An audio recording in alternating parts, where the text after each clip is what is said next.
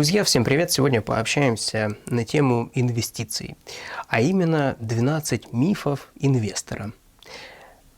Новички сталкиваются плюс-минус с одними и теми же проблемами, и эти проблемы, как правило, чисто из-за незнания, потому что, как правило, мы приходим в рынок, когда у нас есть деньги, то есть человек собрал определенную сумму средств, пришел на рынок и собственно, хочет заработать на этих деньгах деньги. Бывают, конечно, и другие случаи, когда люди приходят в рынок инвестиций без денег и хотят заработать. Если первые по неопытности потеряют то, что имеют, а вторые тоже по неопытности, которые пришли заработать в инвестиции без денег, потеряют то, даже чего у них и нету. И чтобы как-то обезопасить нас на начальном этапе, я хочу поднять эти топ-12 мифов, с которыми сталкивается, прям каждый инвестор и проходил в своей жизни через это, потому что это навязано нам, скажем, где-то с интернета, где-то от знакомых, где-то еще как-то. Но, собственно, не будем разбираться, откуда это все пришло. Наша задача это выявить, определить и убрать со своей жизни. Итак, давайте по пунктам. Первый пункт, первый миф звучит таким образом. Рынок – это казино. Как правило, люди, которые уже имеют такие убеждения, а как правило, эти люди потеряли деньги в рынке и понимают, что рынок, он как рулетка. Мол, ты приходишь, делаешь ставку, сидишь, ждешь и теряешь. Да? И получается у человека какое-то негативное убеждение. Также это часто происходит из-за того, что когда рынок растет, рынок акций, рынок криптовалюты, еще любые рынки, когда рынок растет, психология работает таким образом, что большинство населения, большинство людей приходит как раз именно в этот момент инвестировать. Потому что все зеленое на рынке, все хотят приумножить свои богатства. И как раз, как правило, этот момент – это уже тот момент, когда необходимо продавать свои активы. То есть большинство упускает момент, когда необходимо было в рынок войти.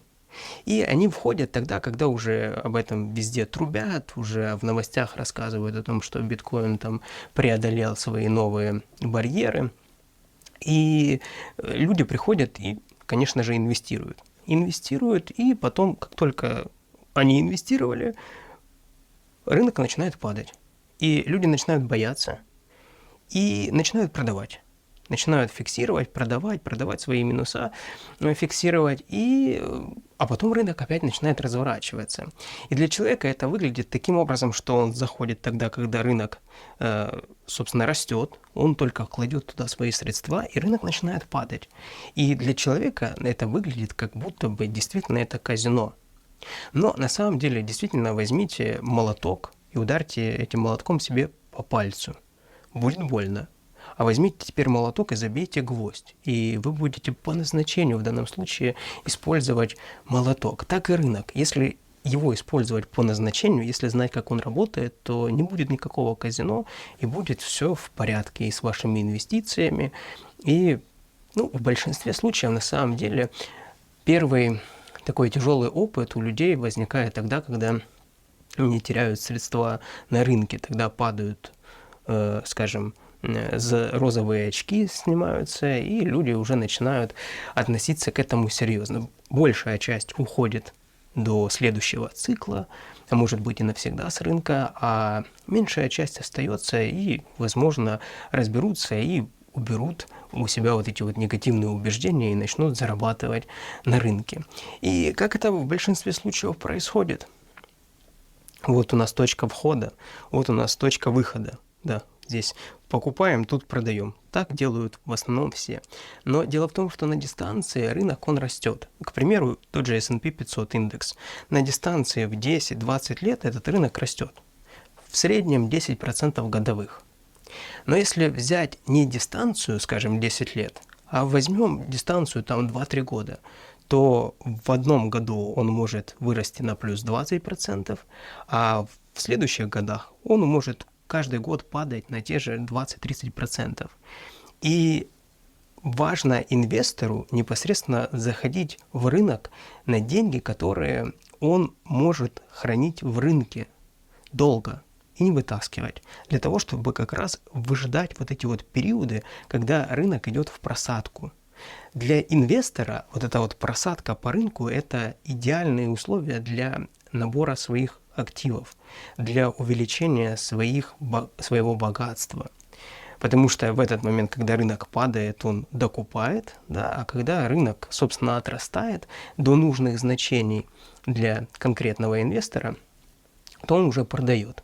Но возьмем, да, дистанцию в 10 лет, и становится понятно, да, 10 лет находись в рынке, там, каждый месяц покупай себе нужные активы, и там, собственно, тут все понятно. На такой дистанции можно заработать. Но если ты входишь в рынок, возьмем как вот человека, который не имеет опыта, он заходит в рынок, скажем, в разрезе месяца, двух, и хочет заработать здесь. И, конечно же, для него рынок окажется казино. В любом раскладе так будет. Потому что даже если он за эти там несколько месяцев заработает, то он возьмет, увидев, что это работает, он возьмет, соберет еще большую сумму и войдет в рынок снова. И потеряет снова все.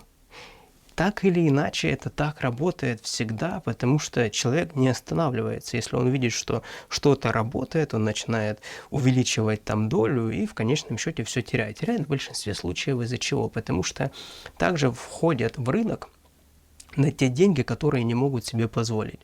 Самое страшное для инвестора – это войти в рынок на активы, которыми этот инвестор не располагает. То есть человек берет кредит, идет и инвестирует, скажем, в акции или криптовалюту.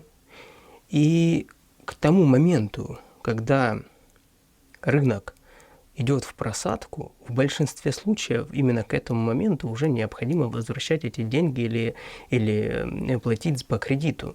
И человек теряет свою доходность, да, за счет того, что рынок падает. Ему приходится вытаскивать деньги из рынка, он фиксирует убытки и фиксирует для себя вот такое вот клише, как рынок – это казино. Потому что он зашел, проиграл и вышел. Но по факту это не так. По факту инвестиции – это на дистанцию. Инвестиции – это перераспределение богатства от слабых рук к сильным рукам. Слабые руки, имеется в виду, это те руки, которые не могут долго ждать, тем, которым нужно быстро. Сильные руки – это те, которые способны пережидать падения, кризисы. И сильная рука, наоборот, набирает позиции. Если ты вошел в какой-либо актив, допустим, там биткоин или индекс S&P 500, акции там какой-нибудь Tesla, Apple или еще, то инвестор, который имеет сильную руку, он только и ждет падения. Вот в его случае для него падение – это возможность докупить по лучшей цене свои акции или там те же тоже криптовалюты и так далее.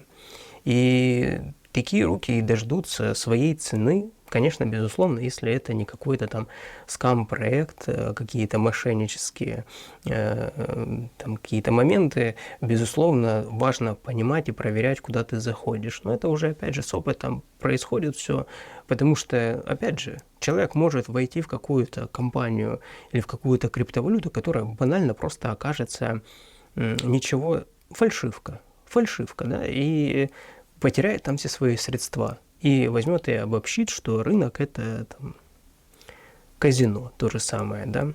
Рынок на самом деле, ты должен свое отношение выстраивать к рынку, потому что рынок, он всегда тебе предлагает. Либо он как бегает, как бешеный, да, и с круглыми глазами и кричит «покупай, покупай», да, и когда все начинает расти. Либо кричит, когда все начинает падать «давай, все, продавай». Если ты будешь вестись на вот такие психологические уловки рынка, то тебе, по сути, просто делать нечего в инвестициях, потому что тебя он разорит, да? То есть рынок — это, по сути, как наш слуга, если так вот простым языком выражаться, и рынку необходимо диктовать свои условия. То есть ты выбрал для себя позицию накопления определенного актива, и неважно, что происходит на рынке, кризис, не кризис, падение, рост, ты набираешь себе позицию, ты вот доход какой-то получил и набираешь эту позицию. Сегодня купил, через месяц купил, потом снова докупил. В зависимости от фазы рынка ты можешь просто увеличивать свою часть доли где-то в облигациях, а где-то в акциях, да, где-то делать больше упор на облигации, когда там прям идет кризис, падение, то мы докупаем акции, когда наоборот рост, то мы переливаем в облигации. Ну, это уже такие уже тонкости, которые дальше будем на канале все обсуждать. Ну, сам смысл, сам факт я хочу сейчас зафиксировать, что рынок, он нейтрален. И это ты определяешь для себя, какой рынок. Это казино или это твой лучший друг. И если у тебя нету стратегии, и ты обязательно потеряешься на этом рынке, потому что сегодня ты увидишь, что акции там какой-то компании выросли очень сильно, и тебе будет казаться, так психология работает человеческая, тебе будет казаться, что все, нужно заходить сюда на всю котлету, на все деньги, потому что дальше будет только рост. И ты только начинаешь заходить, зашел, инвестировал туда свои средства, и именно в этот момент начинается падение. Таким языком инвестиций начинается коррекция. То есть вот он рост, всплеск, потом начинается коррекция, и на этой коррекции, как правило, люди начинают терять все свои средства, потому что не выдерживают, они хотят, чтобы постоянно росло все, а так не бывает. Рынок в постоянном движении находится, он либо растет, либо падает, и, собственно, тут все зависит, конечно, безусловно, от актива. Поэтому относительно этого мифа, рынок казино ли это? Если ты хочешь видеть в рынке казино, это будет для тебя казино, смотря для чего ты пришел. Если ты пришел как инвестор, то рынок для тебя это будет долгосрочная позитивная инвестиция, и там, где рынок будет падать, для тебя это будет знак того, что ты можешь докупить по хорошей цене свои активы. Там, где рынок будет расти, твое непосредственно состояние будет увеличиваться, и если достигнет тех показателей, которые тебя интересуют по рынку, то ты можешь продать свои активы, и непосредственно приобрести себе то, что ты хотел, да, за какую-то закрыть свою потребность. Движемся дальше. Миф номер 2. Рынок – это халява. Заработок без усилий. Знаешь, как интересно происходит? Человек зарабатывает деньги, так прям тяжело зарабатывает, ходит там, занимается бизнесом, ходит на работу, так прям выверенно каждую копеечку зарабатывает, договаривается о той или иной какой-то услуге и о какой-то сделке. Ну, в общем, очень скрупулезно и серьезно подходит к заработку денег.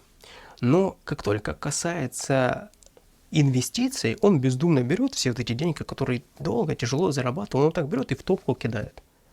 Это же инвестиция, все, и пошло. И не разбирается ни в чем. То есть берет и просто выкидывает все свои средства в первую попавшуюся компанию, потому что кто-то ему как-то рассказал, объяснил, что это работает. И еще хорошо, если это окажется фондовый рынок. Это хорошо еще, потому что он там просто успеет меньше потерять. А если это какая-то будет пирамида? А если это будет криптовалюта и какая-то скамная криптовалюта, да, какие-то мошеннические штуки, монеты и тому подобное, то в таком случае, безусловно, он потеряет все. Как раз и вернется вот с таким убеждением человек в итоге придет к первому мифу о том, что рынок окажется казино. И почему-то люди так думают, что если ты зарабатываешь так тяжело, упорно свои деньги на работе в бизнесе, то в рынке это тут халява. И Так хочется думать, безусловно, но, к сожалению, это или к счастью, это не так, потому что если бы, к счастью, если бы это было действительно так, то, ну, просто бы, я думаю, рынка не существовало, потому что рынок, как я уже сказал, он же не производит деньги. То есть деньги перераспределяются от более слабых рук к более сильным рукам. И заработка без усилий, по сути, не бывает. То есть так или иначе ты все равно чем-то платишь. Если ты входишь в инвестиции и с убеждением, то, что рынок, по сути, тебя сейчас обогатит, и тебе вообще ничего не придется делать, то это ошибка. И, как я уже сказал, как правило, это все заканчивается первым мифом, когда рынок превращается для тебя просто в казино. Ну, по факту это не так. По факту в этом нужно разбираться. Банально нужно разбираться точно так же, как в любой профессии. И это не означает, что здесь очень сложно. По факту ничего здесь сложного нет. В действительности, чего ты хочешь? Ты можешь зарабатывать чисто по рынку, как рынок, допустим, американских акций. Ты можешь инвестировать в S&P 500 и расти в среднем с S&P 500, скажем, ну, там, от года зависит, ну, в среднем, если взять там 10-20 лет, то в среднем где-то прирост там 10%, да, годовых. Но если ты хочешь больше, то тут уже необходимо разбираться. И разбираться необходимо так, чтобы это не означает, что идти и делегировать кому-то, чтобы он разбирался, непонятно кому. Тут даже нужно разобраться, к кому обратиться и какие вопросы задать правильные, для того, чтобы тебе дали нужные ответы, правильные ответы. И, то есть, я имею в виду, что если ты хочешь зарабатывать больше, чем рынок, то здесь необходимо действительно разбираться. Ну, в большинстве случаев люди теряют деньги не из-за того, что там рынок акций упал, или рынок криптовалюты упал, или еще что-то, а в большинстве случаев люди теряют свои средства чисто из-за своих убеждений, из-за своей психологии. Они не выдерживают где-то продают раньше, где-то пугаются, выходят из актива, который, наоборот, сейчас нужно докупить, а где-то просто банально их попадают на каких-то мошенников и теряют там средства. Если это криптовалюта, вот вдоль и поперек постоянно люди сталкиваются с тем, что там теряют свои сид-фразы, теряют пароли, доступы, какие-то, не знаю, там заходят на какие-то сайты и там воруют у них данные кошелька и тому подобное. В большинстве случаев люди теряют деньги по неосторожности, а не из-за рынка. Вот так. И рынок это не халява. То есть тут ты все равно платишь своим терпением. Даже если ты заходишь в рынок и находишься в этом рынке 5 лет, 10 лет, то ты платишь, по сути, свое время. Да, ты платишь вот этим своим терпением. Потому что, скажем, ты зашел на 10 лет, представь себе, а где-то после того, как ты зашел, через 3 года происходит какой-то сумасшедший кризис, все падает, все боятся, все убегают с того рынка, в котором ты находишься, а ты не уходишь с этого рынка. Из-за этого со временем ты получаешь свой профит. Вот так это и работает. По сути, если простым языком сказать, то действительно это так. Просто заходи в актив и сиди в нем долго. Настолько долго, насколько ты сможешь в нем высидеть. При условии, что это хороший актив. Дальше мы разберемся, что такое плохой актив, что такое хороший актив. Едем дальше. Следующий миф – это если я буду делать все правильно, я всегда буду в выигрыше. К сожалению, это неправда. К сожалению, это не так. Можно делать все правильно. Как я уже сказал, можно делать все, ну, вот прям как книжка пишет. Но просто оказаться в периоде, когда весь рынок падает. И в этот период, ну, то есть все падает, да, кризис. То есть это период, когда нужно закупать, наоборот, те активы, которые идут в просадку, те активы, которые падают. И вместо того, чтобы закупаться, человек вынужден выйти с рынка. И он до этого делал все правильно. Но тем не менее, он не застрахован от того, что рынок будет расти в обе стороны, как вверх, так и вниз. Да, он отрастет, отрастет со временем, там через несколько лет, и человек, если высидит и получит свой заработок оттуда, но если ему нужны срочные средства, он будет вынужден вывести эти средства с рынка и зафиксировать убытки.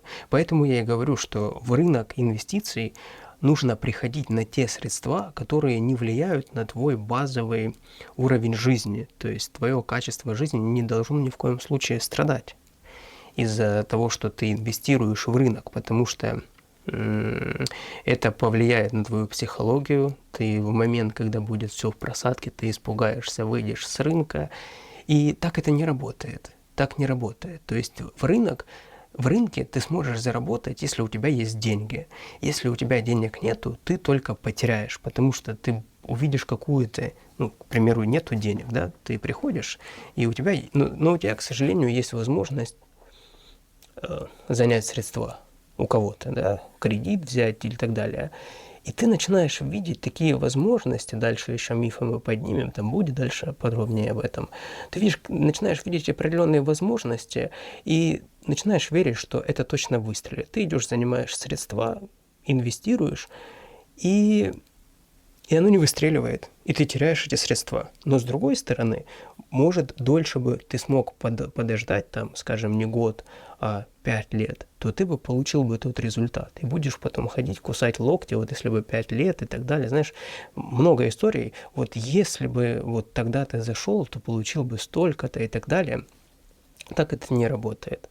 Заходить в рынок инвестиций необходимо на те средства, которыми ты располагаешь. То есть я не люблю фразу на те деньги, которые ты готов потерять, смысл заходить в инвестиции, чтобы терять деньги. Но если мы подходим к этому так, что те средства, которые не влияют на твое качество жизни, то в таком случае, да, тогда у тебя получится прождать и кризис. Представляешь, идет кризис во всем мире.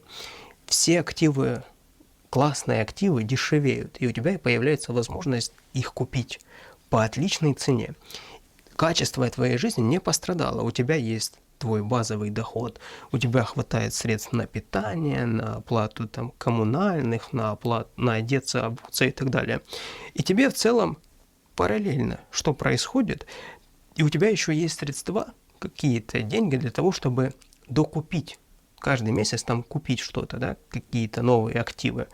И ты заходишь на свой брокерский счет, либо на биржу криптовалюты, ты заходишь и видишь тот актив, который ты набирал где-то на бычьем цикле, когда-то по высокой цене, сейчас опустился, и ты думаешь, вау, вот это классная цена. И представляешь, насколько большая разница в мышлении и в подходе у человека, который ждет, что ему рынок сейчас насыпет очень-очень много денег, потому что у него очень-очень много долгов, и он на каждое падение воспринимает так, что прям держится за сердце, просто сумасшедший стресс. И второй человек, который заходит на рынок, докупить как раз тогда идет просадка, и радуется тому, что он получает активы по более низкой цене, со скидкой. Кто из них дольше продержится в рынке? Безусловно, этот человек. Вот так это, друзья, и работает. То есть, если ты заходишь в инвестиции, если мы говорим про акции, то горизонт планирования должен быть порядка 30 лет. Вот так. То есть, на протяжении 30 лет ты будешь там инвестировать каждый период, какой-то месяц, квартал, там, как приходят средства, какую-то определенную сумму, которая не будет влиять на твою жизнь, да? То есть у тебя будет хватать на базу твою, и при таком подходе вообще меняется абсолютно мышление и подход. Потому что в данном случае ты понимаешь, что фокус твой нужно направлять на бизнес и непосредственно то, откуда ты будешь зарабатывать эти деньги, работа, бизнес и тому подобное. И для того, чтобы заработать больше, ты будешь больше создавать там ценности, ты будешь зарабатывать больше и инвестировать таким образом больше. И на дистанции, в каком-то отрезке там количества лет, ты придешь к тому, что твои активы начнут увеличиваться. Как правило, по моим наблюдениям, это происходит скачкообразно. То есть, скажем, актив ты держишь, докупаешь, и в какой-то момент хоп, и выстрелил. зафиксировался, потом ты опять докупаешь и опять выстрелил. И таким образом и богатые богатеют, а бедные беднеют. Те, которые не могут позволить себе инвестировать свои средства, которые залазят в кредиты, в долги. Таким образом человек получает негативный опыт, он теряет свои средства, он теряет смысл вообще в этом всем и в большинстве случаев просто выходит из рынка с негативнейшими убеждениями. Так, друзья, 4-й миф. Искать виноватых в падении своих активов вместе с рынком. То есть, когда, как я уже сказал, кризис, и все начинает падать, все начинает валиться, и все начинает, рынок красный, то есть падает, и ты перекладываешь ответственность на кого-то, на что вот тебе кто-то что-то порекомендовал, как-то посоветовал, и поэтому ты теперь потерял свои там средства. Это неправильно, друзья. Потому что это глобальнейшее непонимание экономики и непонимание, что вообще происходит на рынке. И все идет по циклам, и эти циклы, как правило, тут нету, знаешь, такой четкой градации, там, скажем, ровно 4 года, ровно 5 лет или ровно 3 года. Такого нету. Но в среднем получается так, что где-то раз в 4 года циклы, то есть если сейчас мы имеем бычий цикл, скажем, и пик по рынку максимальный, то спустя там 4 года, 3 года теперь будет рынок падать все это время, и на 4-й год рынок опять вырастет и перебьет вот этот all-time high, да, перебьет и выйдет на новые рубежи. И если ты используешь, значит, подход такой, что ты инвестируешь постоянно столько, сколько у тебя есть возможности инвестировать, то при условии, что ты плюс-минус инвестируешь одну и ту же сумму постоянно, ежемесячно, то в таком случае у тебя будет средняя позиция по рынку очень выгодная. Потому что даже если ты будешь покупать где-то на бычьем цикле, где будет очень высокая цена, а потом будешь усреднять свою цену на падение, то так получается, что сам бычий цикл, он длится в 2-3 раза меньше, чем медвежий цикл. И за счет того, что ты будешь намного дольше набирать на медвежьем цикле свои позиции, то в среднем у тебя получится хорошая цена. Если у нас горизонт планирования там 20-30 лет, то в целом абсолютно не важно, в какой стадии рынка ты инвестируешь. Главное, что ты стабильно инвестируешь постоянно, и таким образом у тебя будет обязательно хорошая цена. И опять же, если вот к этому мифу мы берем и приклеиваем убеждение о том, что когда рынок падает, то ты получаешь супер скидку для того, чтобы взять в свой портфель отличную какую-то компанию или отличную там монету, если это в криптовалюте, или отличную какую-то недвижимость, какую-то землю и тому подобное, то в таком случае абсолютно же по-другому ты относишься к этому теперь. Но в случае в действительности у новичков получается так, что в инвестиции они приходят по какому-то, допустим, блогера какого-то посмотрели, и он порекомендовал войти вот сюда. И люди так и вошли. А потом этот актив упал, потому что весь рынок упал. Даже в случае, если это хороший какой-то актив, весь рынок упал, и в таком случае этот человек берет и обвиняет этого кого-то там, какого-то блогера, а не берет ответственность на себя. Очень важно, я хочу заметить, друзья, что рынок инвестиций – это рынок, в котором вам плюс-минус нужно разбираться. Следовать постоянно какому-то наставлению очень опасно, потому что в какой-то момент можно просто оказаться в ситуации, что этот человек сделает ошибку. А когда этот человек сделает ошибку, то это тот человек получит опыт, а вы не сможете даже проанализировать, что пошло не так, потому что вы просто шли и повторяли за тем человеком. Поэтому очень важно, чтобы в процессе этого всего вы сами разбирались, куда следует инвестировать, куда не следует инвестировать, и вообще какую вы стратегию придерживаетесь. Это очень важно для того, чтобы потом не оказаться в ситуации, что вы начинаете искать виноватых в падении там, своих активов, который упал вместе с самим рынком. Это чисто по незнанию, по непониманию всего этого процесса, и действительно такое происходит.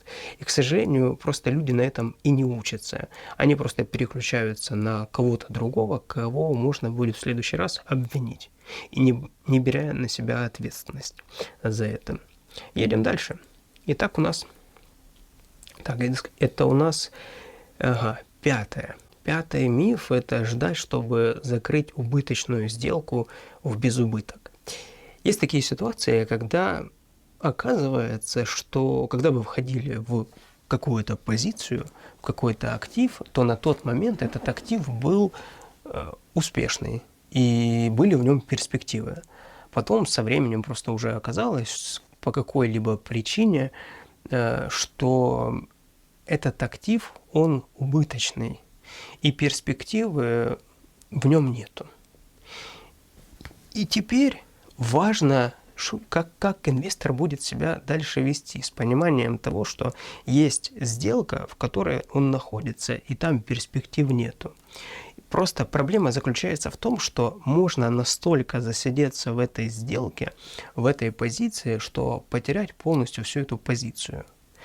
Можно досидеться до того, что просто будет банкрот, да, та компания, в которую вы инвестировали. И важно вовремя дать себе понять, что эта позиция убыточная, зафиксировать убытки и пойти уже реинвестировать эти средства в более какую-то надежную компанию. Потому что в большинстве случаев просто можно не дождаться этого без убытка. И тогда, скажем, вместо того, чтобы зафиксировать убыток по позиции в 10%, вы будете фиксировать 100%, то есть полностью потеря всей позиции. При всем, что нас отовсюду учат, что нужно держать, не нужно выходить, но если, опять же, вы разбираетесь в компании, начинаете разбираться, и вам начинает что-то в этом не нравиться, вы понимаете, что вы не видите в этом перспективы дальнейшей, то лучше эту сделку закрыть и зафиксировать, какой там будет убыток, нежели фиксировать потом, собственно, 0, да? Лучше уже хоть что-то подзабрать с этого, чем ничего. Далее, 6-й миф – это покупай сильно упавшие активы. Они точно подорожают. Дело в том, что многие активы после того, как дешевеют, они больше и не поднимаются. И когда начинаешь складывать общую картинку, да, после того, как мы вот эти уже мифы проговорили, то становится непонятно, а что же делать тогда? Что же вообще, на что же тогда ориентироваться? Ну, сейчас действительно может показаться так, но на самом деле здесь сложного в действительности ничего нету. Если вы не нарушаете там правила, если вы не входите в позицию, скажем, на полностью все 100% своих денег. Тут важна диверсификация рисков, да, чтобы у вас была часть средств, скажем, в акциях, часть средств в криптовалюте, в недвижимости, в золоте, в земле, собственно, в каком-то бизнесе и тому подобное. И есть, безусловно, шанс попасть на какую-то позицию, которая просто не поднимется в цене. Покупай, когда дешево, продавай, когда дорого. Ну, к сожалению, это невозможно применить абсолютно ко всему. Просто есть вероятность того, что ваша позиция и не вырастет. Но такие рискованные позиции необходимо набирать в свой портфель, скажем, на 1% от выделенного капитала. В таком случае вы не потеряете все 100% своего капитала, понимаете? И вообще самое важное инвестору, первое – это не терять деньги, это понятно, а второе – это не допускать фатальных ошибок.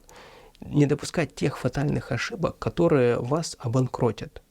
Вот эти все ошибки нужно избегать. То есть не следует брать, там, скажем, все свои средства и вкладывать в компанию, в которую, возможно, выстрелит очень сильно, а может быть и нет. Потому что такое, как правило, заканчивается тем, что люди теряют все свои средства, потому что им обещают золотые горы, потом эти люди начинают думать, вот сейчас я как заработаю и как куплю себе там что-то, но на деле оказывается, что это не так. Поэтому большая часть средств, большая львиная доля необходима, чтобы была в наших защитных активах.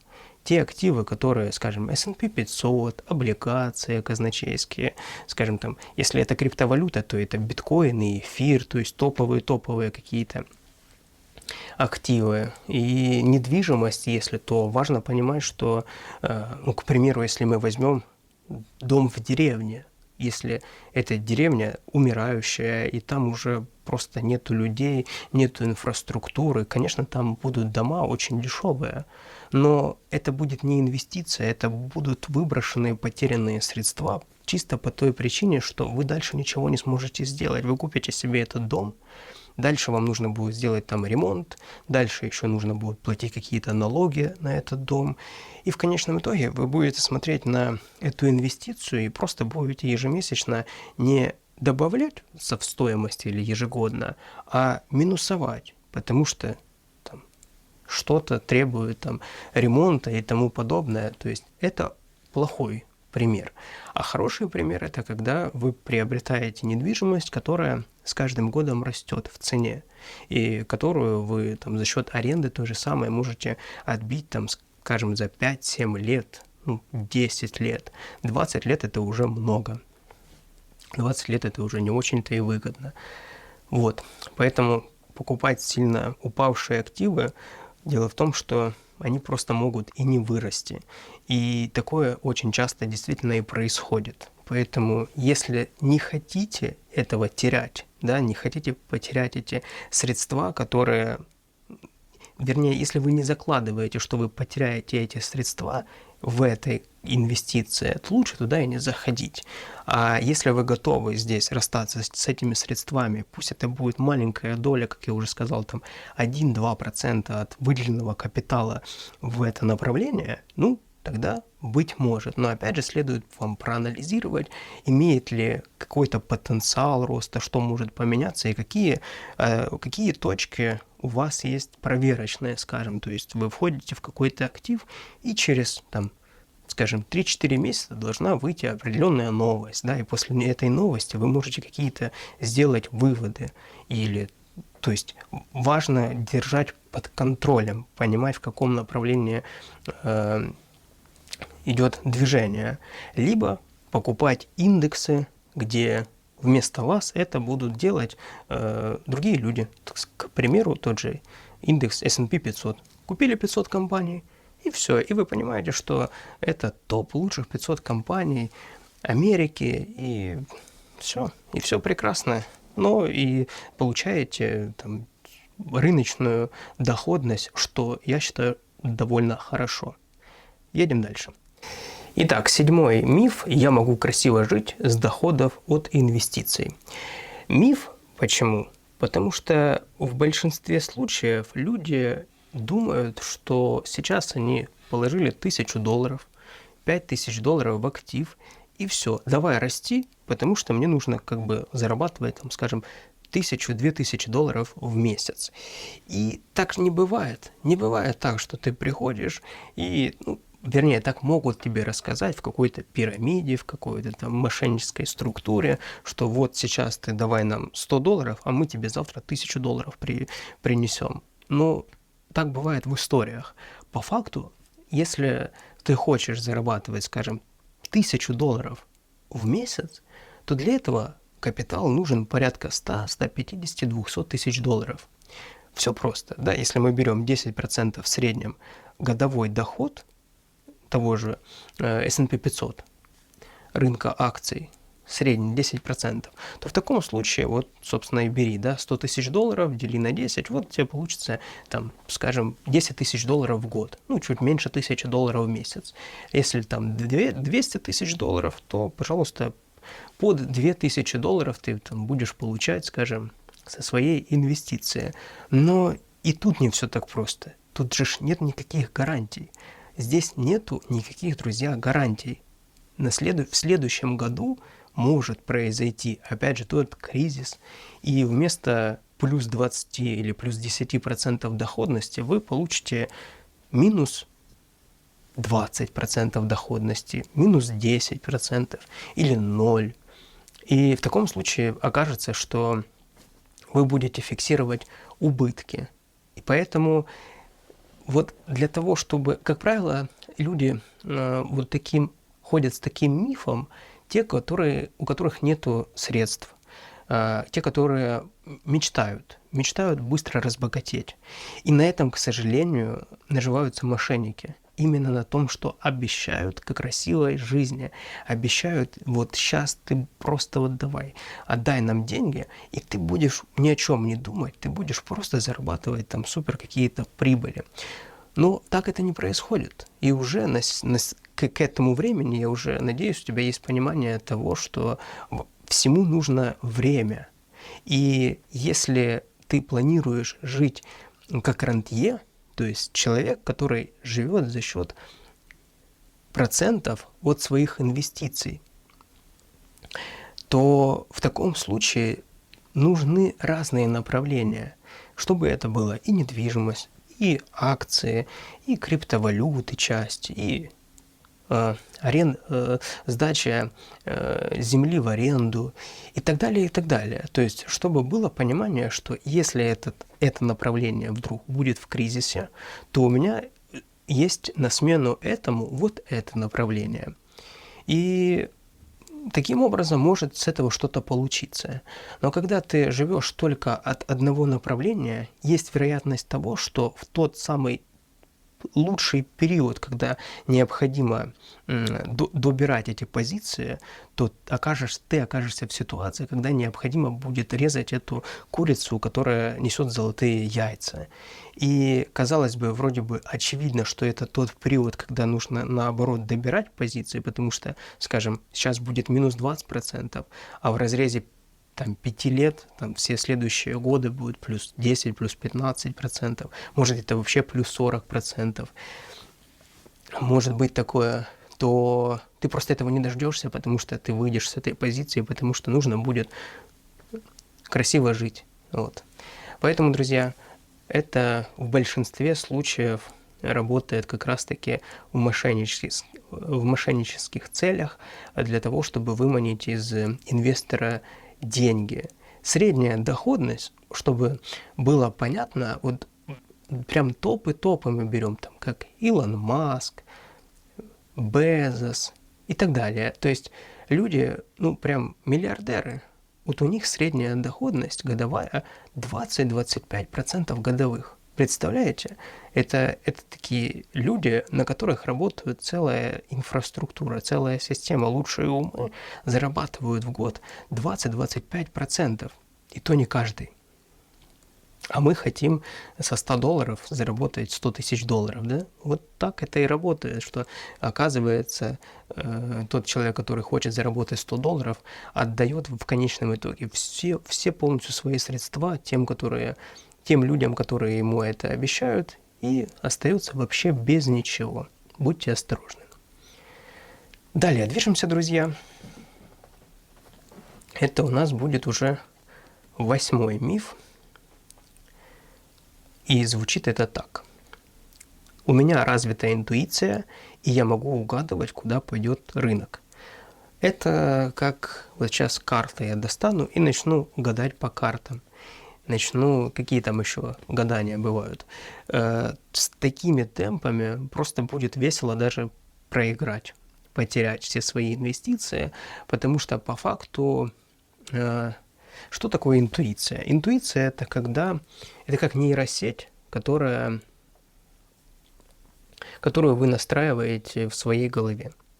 И для того, чтобы ваша интуиция начала работать в том каком-то направлении, для этого необходимо время. То есть, скажем, если это рынок инвестиций, потребуется 2, 3, 4 цикла финансовых, То есть, скажем, 10-15 лет, может, я думаю, 10 лет это уже будет достаточно для того, чтобы можно было доверять своей интуиции.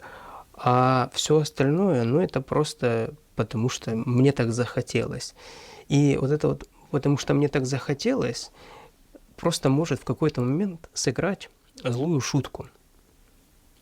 Знаете, как вырабатывается лудомания у людей, то есть игромания, когда вот играют в автомат, как она вырабатывается. Один подошел, поиграл, проиграл, ушел, забыл. Второй подошел, поиграл, забыл. Проиграл, ушел и забыл об этом всем и не вспоминает. А третий подошел и выиграл.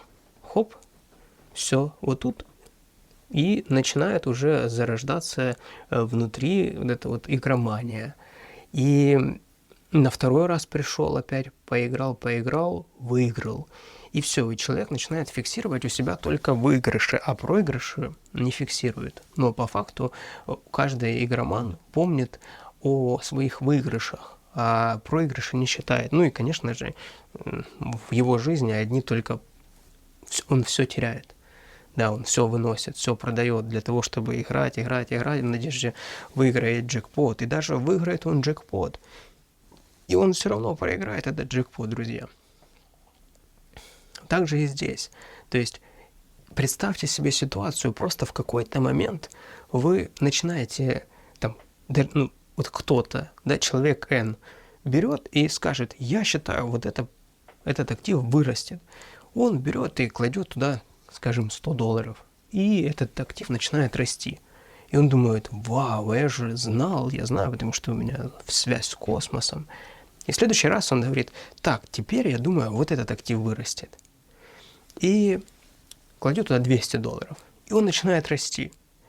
И в какой-то момент он просто берет и начинает заливать в какой-либо актив, потому что, опять же, ему это показалось, все свои средства, к которым у него есть доступ и к которому нет доступа. И в какой-то момент он теряет все. Просто один раз не повезло. И то, о чем я и говорил, что инвестор ни в коем случае не должен допускать фатальных ошибок, которые вынесут его из рынка, после которого он взорвется на языке инвестиций, то взорваться это означает потерять свой депозит полностью.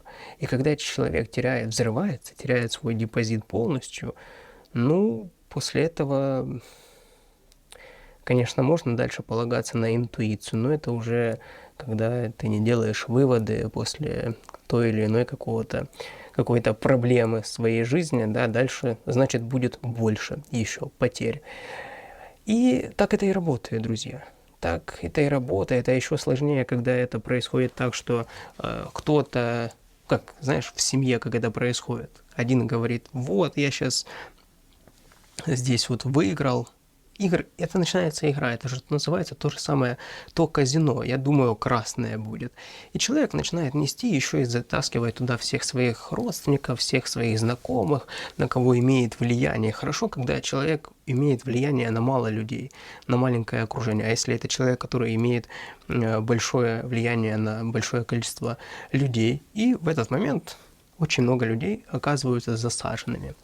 Поэтому не ведитесь на это все, выключайте свою интуицию до тех пор, пока уже не переживете 2 цикла хотя бы один, где вы увидите, как люди зарабатывают, и вы заработаете, как люди потеряют, и хорошо будет, если вы заработаете, а не потеряете.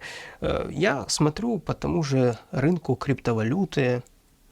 Это после каждого цикла, после каждого роста биткоина появляется больше историй в Ютубе относительно того, как люди не вышли из рынка тогда, когда можно было выйти, и как у них были десятки, сотни тысяч долларов, может, миллионы долларов, и можно было им зафиксироваться, но они не зафиксировались, потому что думали, что дальше будет рост, а роста дальше не было, и все попадало, и у них из $100 тысяч осталось 2, 3, 5, 10 тысяч долларов, с миллиона, соответственно, 10-20 тысяч долларов.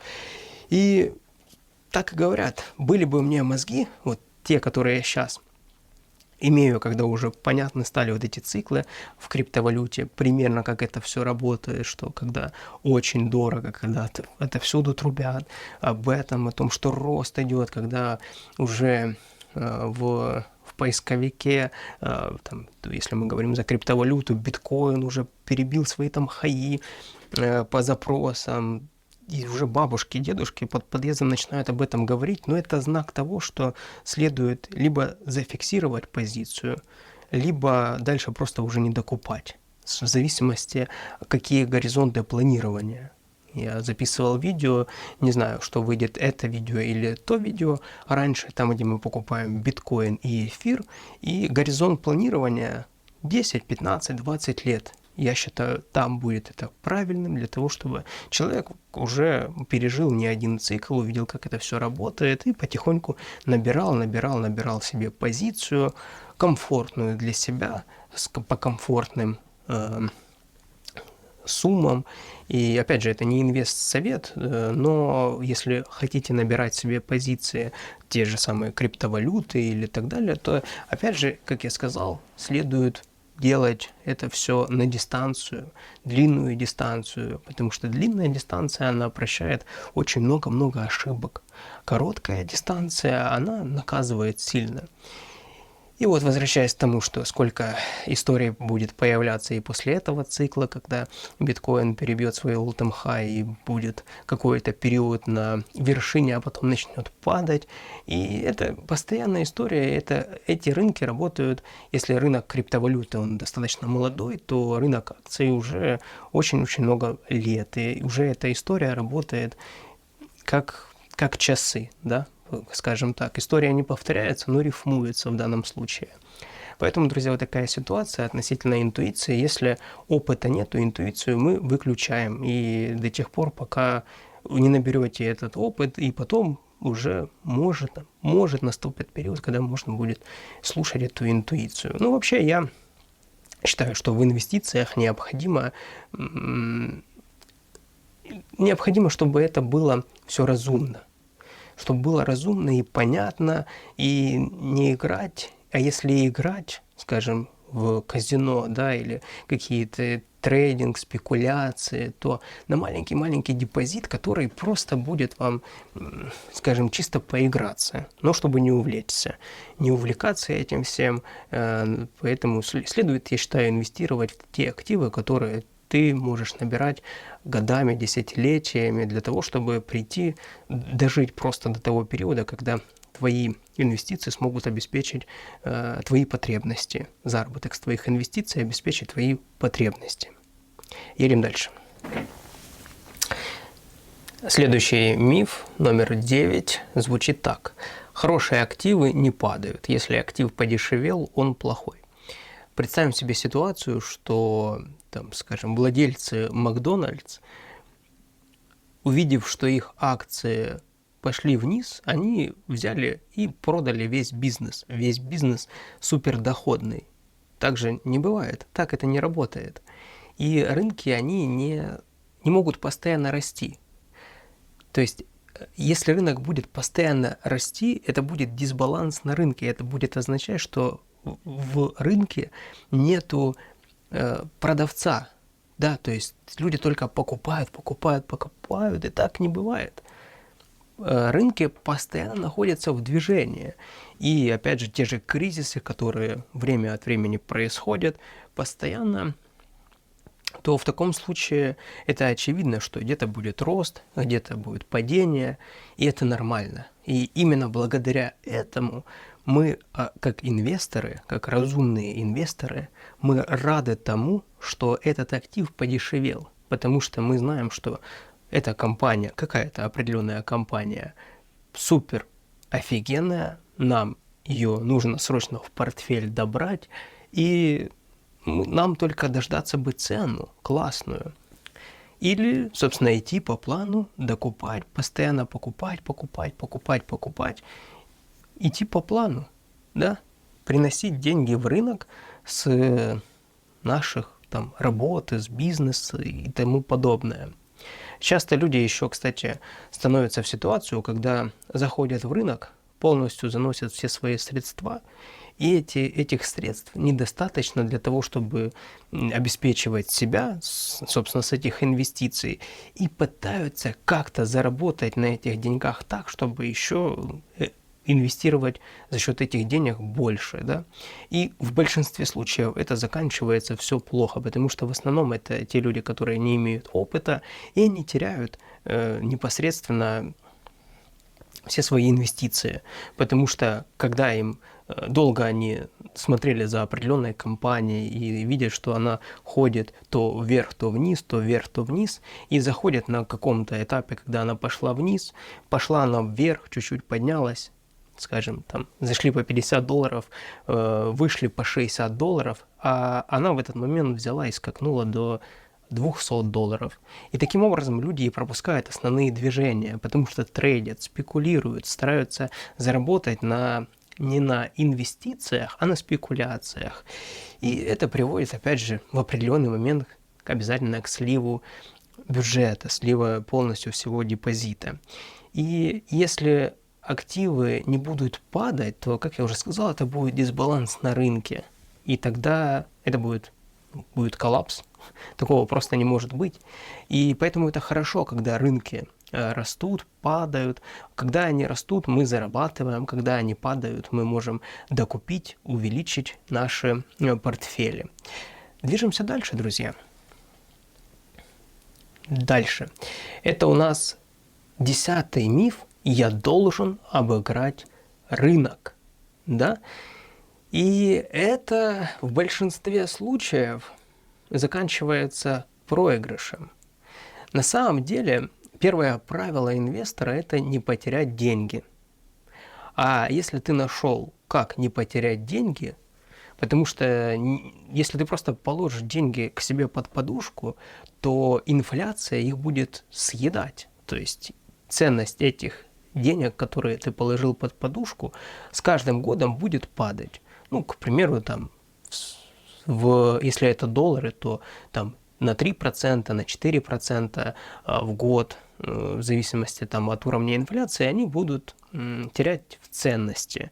И таким образом твоя задача зарабатывать в рынке, да, хотя бы так, чтобы стоять на месте, быть в ноле, хотя бы там 3-4% в зависимости от уровня инфляции.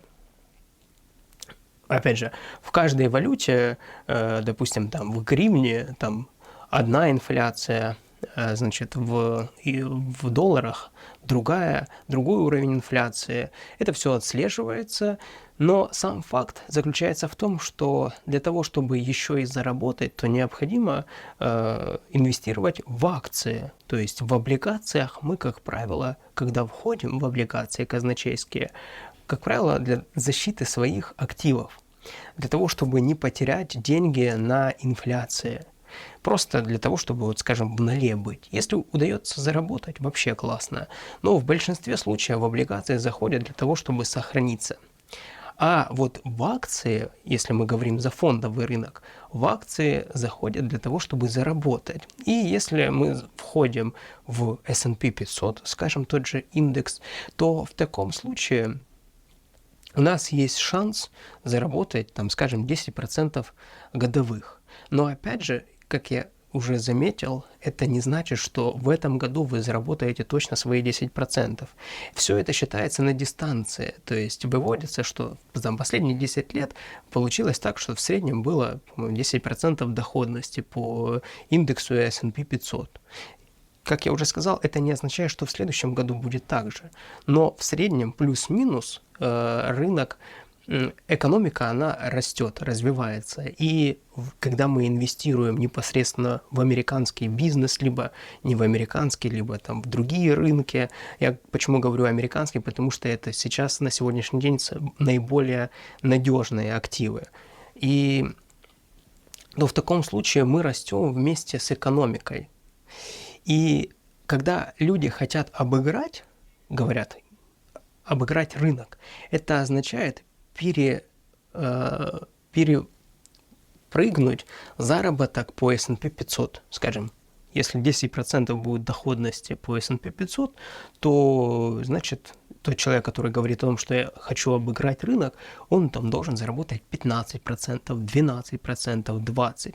И в основном, в большинстве случаев этим манипулируют те люди, которые хотят, чтобы вы купили у них какой-то продукт. Ну, скажем, что-то, да, там, закрытый клуб или еще какие-то там курсы, либо взять деньги в управление. И они говорят, что мы вам обещаем, что будет, там, сделаем на 10% больше, чем там S&P 500. То есть там будет 10% доходности, мы вам сделаем 20%.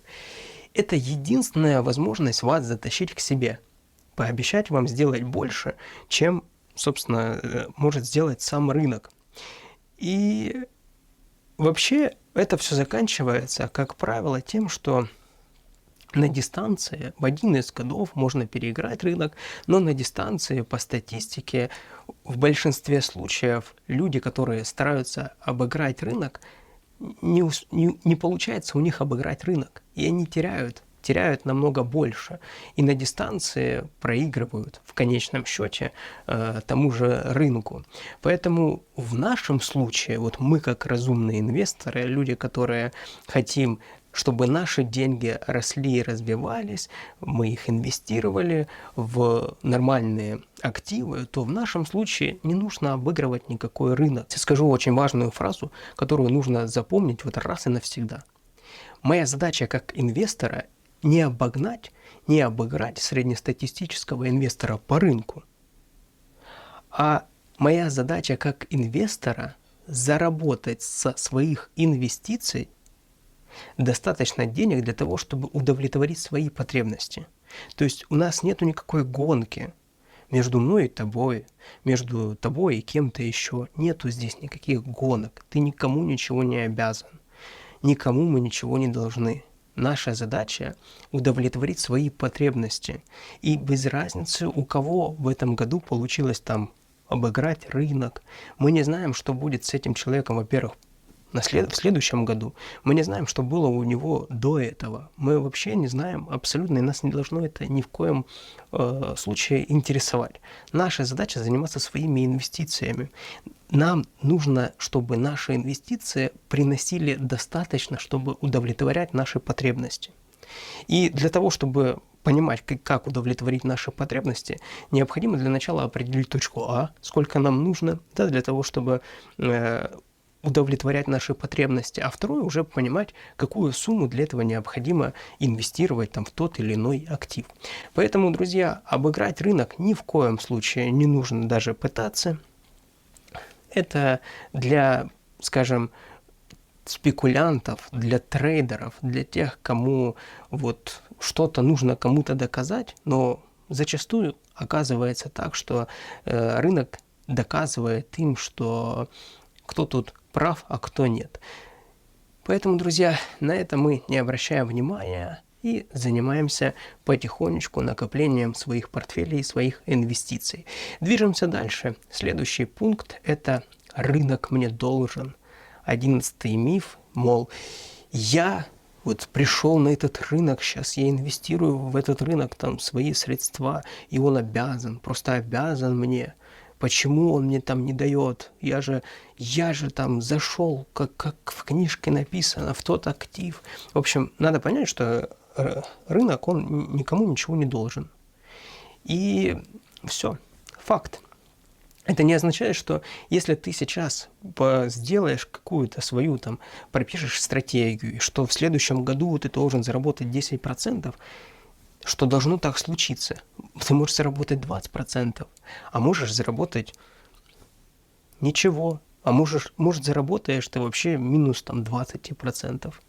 И это надо принять как факт, что рынки не должны вам ничего. Рынки, они живут своей жизнью. Вот так к тебе, скажем, приходит рынок и говорит: у меня есть этот актив, вот по такой цене, тебя это устраивает? Ты смотришь и говоришь: нет, меня такое не устраивает. Приходи вот по такой цене, я буду там готов зайти, или у меня есть определенные дни, в которые я там раз в какой-то период захожу и покупаю, мне вообще без разницы, какая цена. Все, и рынок в таком случае становится вашим, скажем, как я говорил, слугой. Не вы становитесь слугой рынка. Вы представляете, стать слугой этого психопата, этого чувака, который он то бегает, кричит, что это супер сейчас возможность зайти, когда все начинает расти. А когда все начинает падать, он начинает кричать, все надо срочно продавать, когда наоборот нужно заходить в рынок на большую сумму, чем там до того, как был период роста, да, когда ты можешь больше себе активов купить. И исходя из этого, становится понятно, что рынок, он как бы он в нормальном состоянии к тебе будет относиться, если ты будешь к нему нормально относиться, без каких-то требований и тому подобное. Но я сейчас так упрощаю, перевожу на обычный человеческий язык для того, чтобы было понятно, как это все работает, как здесь все происходит. И какие бы гуру, какие бы там супер, там, кто бы умные люди не выстраивали, не рисовали, что будет там в следующем году с рынком, имея в виду, что это ничего не означает. И на то и существуют черные лебеди. Это имеется в виду, когда происходит что-то такое, что общая масса инвесторов не закладывает. Война, коронавирус и так далее, и так далее. Что-то происходит такое, что сламывает всю систему, и это происходило, и это будет происходить. Здесь нет такого, что есть какой-то умный там дядя или тетя сидит и определяет, куда пойдет рынок. Нет, рынок живет своей жизнью. Есть у него правила определенные. Если понимать эти правила и эти правила не нарушать, ты будешь в этом рынке зарабатывать. На дистанции, я опять же говорю, мы говорим про горизонты. Про горизонт там дистанцию 20-30 лет. Это так, это вот правильное мышление, которое я тебе закладываю прямо сейчас. Вот если ты на начальном этапе, то это прям как не знаю, как вода в пустыне, знаешь, это вот как надо сейчас ляжет. Если ты уже даже получил опыт и уже потерял какие-то средства, то вот тебе, пожалуйста, на что мы обращаем внимание, на что мы не обращаем внимания, и правильно выстраиваем свою психологию, потому что самое важное в инвестициях, самое важное – это психология. Это психология, друзья. Это неимоверно важно. Ты думаешь, что ты можешь сейчас прийти, положить, инвестировать в рынок и не касаться к этому больше никогда. Но по факту будет по-другому. Если ты не подготовлен и не знаешь, как это работает, ты придешь, заинвестируешь там какие-то свои средства в это все. Потом ты посмотришь, ничего себе, выросло. Ты возьмешь и обналичишь это, снимешь. А потом думаешь, так, начнут гениальные какие-то мысли, идеи возникать. Так, это ж можно больше положить, больше заработать. В общем, спекуляции начинаются. Начинается трейдинг, спекуляция. То, что дает тебе на дистанции проиграть. Вот. А если понимать, как это работает, то, друзья, не нарушая правила, и понимая, как все это работает, то здесь можно получать результаты. И я уже на своем опыте понимаю, как работает время в инвестициях. Есть момент такой, что ты время не можешь отмотать. И ты, войдя в актив, скажем, там несколько лет тому назад, ты просто не дождешься уже той цены, которая была там несколько лет тому назад. Какой бы ты умный, какой бы ты богатый ни был, но ты вернуть время назад не сможешь никак. В этом и соль всех инвестиций, что ты можешь зайти когда-то, в какой-то период, просидеть в этом активе 10-20 лет и забрать честно заработанные свои деньги, большие деньги с этого, и жить за счет этих денег, ну, либо там реинвестировать, перераспределить. Подбираемся мы к 12-му мифу, это уже последний на сегодняшний миф. Я подожду кризиса и более низких цен. Всегда, друзья, всегда, абсолютно всегда есть люди, которые будут говорить о том, что вот там сейчас биткоин, сегодня я заходил, смотрел, $49 тысяч, или $48 тысяч, то я подожду, пока он будет 15 тысяч долларов будет тут рассказывать. И я просто такие истории слышу постоянно. Вот сейчас еще не время, сейчас еще мало, сейчас еще мало времени прошло, еще слишком высокая цена, сейчас он опять упадет обратно, тот или иной актив. И в конечном итоге это все заканчивается тем, что человек просто оказывается высаженный с рынка, и рынок начинает расти дальше без него.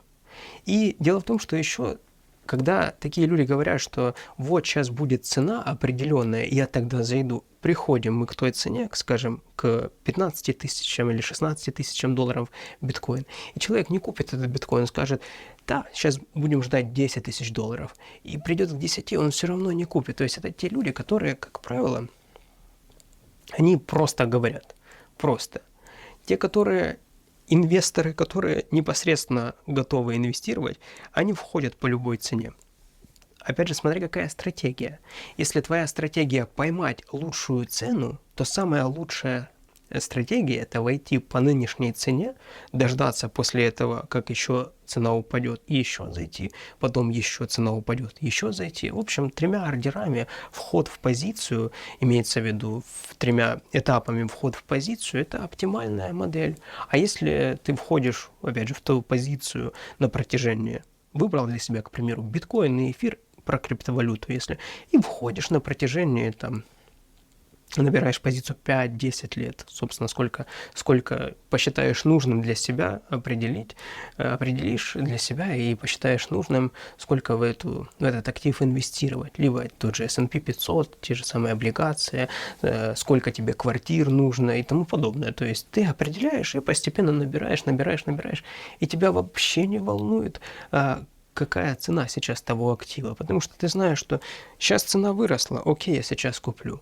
Завтра цена упадет, я все равно буду завтра покупать, и послезавтра, и послезавтра. И у тебя в среднем, как я уже сказал, цена будет на тот или иной актив лучше по рынку, чем у того, кто будет сидеть и постоянно ждать, когда там цена опустится до определенной цены, и тем не менее он там даже и не купит. Никто не знает, что будет завтра. В этом-то и заключается вся соль этого дела. Мы не знаем, что будет завтра. Может, оно пойдет вниз, может, оно пойдет вверх. Но какая нам разница? Если пойдет вниз, мы можем больше докупить этого актива. Пойдет вверх, мы тоже купим этот актив. Ничего страшного, пусть дороже, но тем не менее, если мы верим в этот актив, мы все равно его докупим. Но потом, как я уже сказал, по циклам, что медвежий цикл, он в 2-3 раза дольше, чем бычий цикл. И исходя из этого, становится понятно, что у тебя будет в 2-3 раза больше времени для набора позиции по хорошей цене. Вот так, друзья. Поэтому, если сидеть что-то ждать, то можно этого просто не дождаться. И потом сидеть, кусать локти, ловить фома. Фома – это синдром упущенной возможности. Из-за того, что ты вот тогда не вошел в рынок, когда этот актив стоил там, скажем, 40 тысяч долларов, да? Или он стоил 40 тысяч долларов, а через какой-то период окажется 400 тысяч долларов. Кто знает, как оно будет дальше? Мы не знаем, как оно будет дальше. А ориентироваться на тех, которые знают, вот, это слишком дорогая цена. Для них всегда все очень дорого. Для них всегда, когда дешево не бывает. Мы не знаем, чем человек руководствуется, когда такое говорит. Да, он может говорить это потому, что у него банально просто нету сейчас средств для входа в позицию. А были бы средства, он бы вошел бы даже и не думая. А для других он будет рассказывать, нет, для меня это слишком дорого, я подожду цену получше. И опять же, мы не забываем, что если цена дорогая, это не означает, что актив плохой, или вернее сейчас плохое время для входа. Просто можно, знаешь, попасть в ситуацию, когда в твоем портфеле будут находиться только самые там плохие активы, которые ты купил по низу рынка, потому что они обесцененные. И твой портфель превратится просто в мусор. Будет портфель из мусорных активов. Потому что, как я рассказывал, да, про ту деревню, в котором куча домов, жильцов нету, инфраструктуры нету, оно разваливается, все, но ты покупаешь, потому что оно дешево. Так это не работает. Не означает, что если актив дорогой, это плохо. Это может означать, что актив дорогой, и лучше купить дорогой актив хороший, чем дешевый актив, но плохой. Вот это запомните, друзья. Ну и в общем, если подытожить, друзья, это все то, что мы сейчас обсудили, это то, с чем сталкиваются люди постоянно. И это постоянно будет работать. И работает, и будет работать и с нами, и до нас, и будет работать без нас. Это психология. И инвестиции – это чисто психология. Потому что это как горки, знаешь, американские горки. Когда все растет, это все эйфория на рынке. Когда все падает, страх, ужас. А, друзья, страх и ужас – это чувство, в которое в несколько раз сильнее чувство эйфории. То есть это намного мощнее чувство.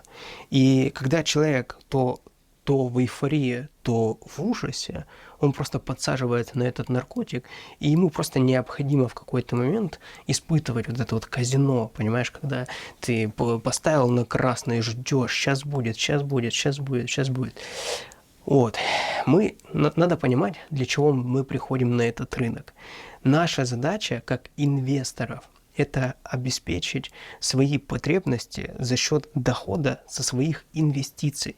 Нас не интересует вообще абсолютно, кто сколько там зарабатывает, кто там преодолел там заработок, сделал больше, чем тот же S&P 500 в процентном соотношении. Вообще нам без разницы. Друзья, в основном, в большинстве случаев это все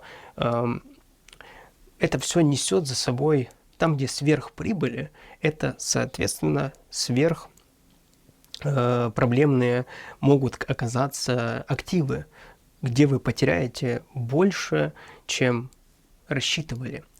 И на самом деле на дистанции, если посмотреть, то на дистанции скажу вам, что вы больше заработаете, если будете хранить свои финансы, свои средства в защищенных активах, такие как там S&P 500, облигации. Если криптовалюты, там, то на небольшую сумму и в какие-то не мем-коины, а, скажем, там биткоины, там эфир и так далее. Можно и другие брать альткоины, но в этом уже отдельно будем разбираться.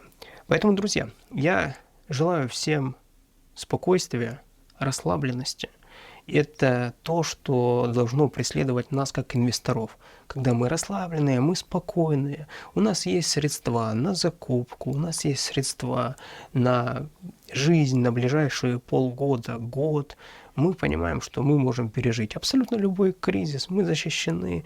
И таким образом, в спокойном режиме, мы можем спокойно зарабатывать на дистанции в разы больше, чем те спекулянты, трейдеры и тому подобное.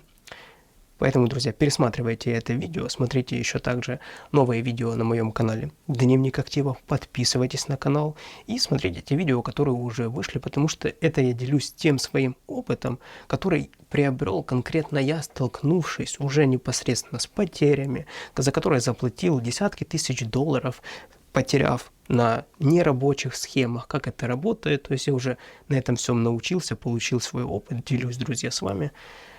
Поэтому, друзья, будем зарабатывать вместе, накапливать свои портфели. Горизонт планирования у нас длинный, 30-50 лет. Примерно так. А там посмотрим, как оно все будет, сколько мы заработаем. Ну, собственно, до связи.